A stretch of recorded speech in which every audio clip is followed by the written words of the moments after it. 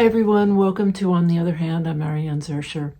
This is a kind of behind the scenes. This is the sort of video that I don't usually do, but I thought I would just show all of you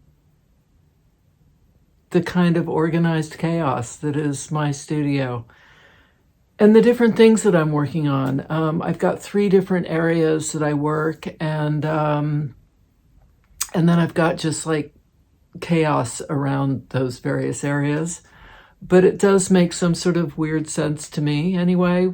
This is like I feel like this is like the blooper reel without it being all that funny, or maybe it is funny. I don't know.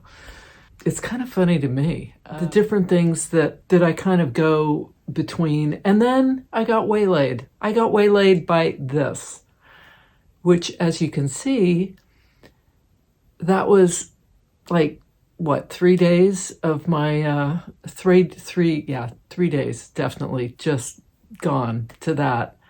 So here we are. I'll turn you around and you can see all the different things that the different pies I've got my fingers in. I don't know, is that even a metaphor? It is, but you get it. I thought I'd give you a little view of the state of things. So I have my whole basket of stuff here, several baskets of things that I'm sort of experimenting with and playing with over here.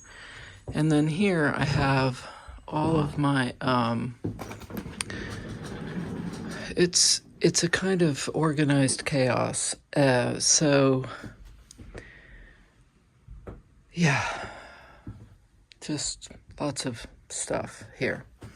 And then over here I have just a huge bundle of chicken wire, which I'm sort of, I don't know, I can't let go of. I'm still playing with it even though I hate working with it. This is my Foss shape, which I have draped here to remind me to use it. And this is my heat gun that I just got because you need that for the Foss shape. And then these are a bunch of things I've been playing with. So I cut into chicken wire. I started wrapping it in different fabrics to sort of see if I could, I don't know, come up with something that I thought was interesting. I'm on the fence with that. I started doing this piece, which I was thinking I would put here. Not sure about that. Not loving it. Kind of using this to weave. Then I have this. This was some gel print I did with using textile paint to see, because if I do the jelly pads with acrylic, it just gets really stiff. I don't like the way it feels. I can dilute the acrylic with, like do half and half. Someone even does less than that. But yeah, so these are all different, using the jelly, the gel pad or whatever it's called. And then this is some cheesecloth. And now I'm going back to this, where I have a frame. I want to tack this down here, and then I'm going to, I'm using some industrial glue to glue this down, because I was going to staple it, but stapling actually is going to show. So I've got it glued here and here. I'm going to stitch this part down, and then I'm going to glue this part, and then I'm going to glue sides and this and tack it down as I need to before finishing to glue it. But you can see how this is really bending out, and I want it to float. So I'll do a final video of that when it's finally finished. So I didn't give up on the chicken wire, but I've just attached it here. I've been weaving here, and I'm not sure about it, but I'll keep going and see what I think. Yeah, it may not. I guess the color is bothering me. It's sort of a cream instead of white. But anyway, more playing around, you know, that's all part of it. You just keep playing, see what happens. And then I've got burlap. This is the piece that I am currently working on. I'm using this industrial glue because I didn't want to just staple it down. I didn't want the staples to show, so I'm gluing it. And I will start gluing, I guess I'm going to start gluing this part next, and then I'll do the sides. Maybe here, and then start getting into the, I don't know, it's a little, like with stapling, if you were stretching it on a frame, you would work center and then, you know, you do your corners and then you do the sides. But it's a little different with the glue, so I'm kind of figuring that out. This is my paint area where I'm doing different things that I'm trying to figure out. I have some aluminum mesh people had talked to. This is some stuff that I already have.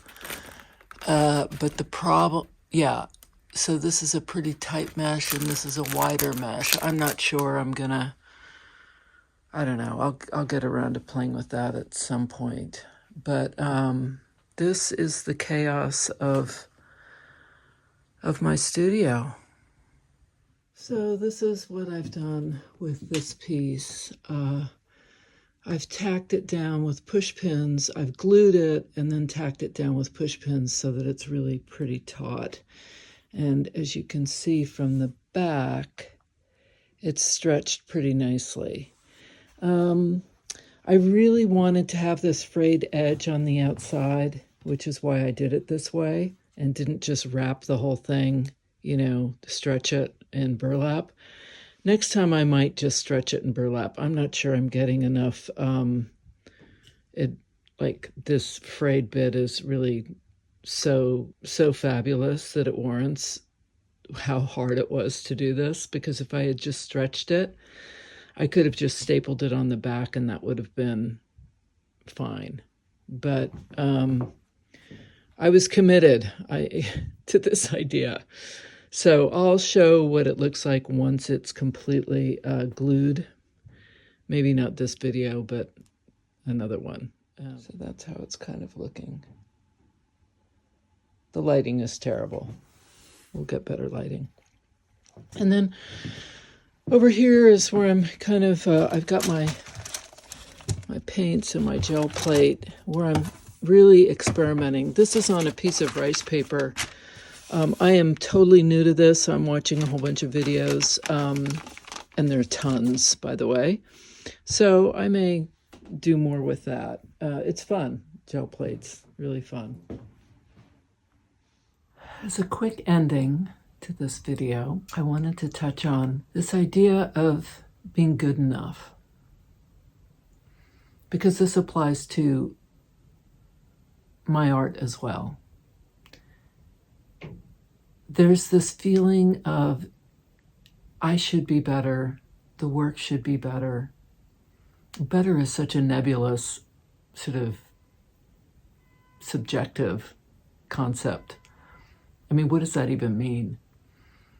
So, and because it is so nebulous, so subjective, it just can keep you running, right? You're constantly running after this vague better that never can be obtained, because better in and of itself means that there's always something better than that. So whatever I'm doing, it can always be better. I can always be better. And so in this moment, it's really important for me to remind myself, is it good enough for this moment? Sometimes if I'm working on something, and now I'm speaking just about the art, I'll have an idea of how I could do it differently. Not necessarily better, but differently. So then I'll pursue that. When it comes to myself,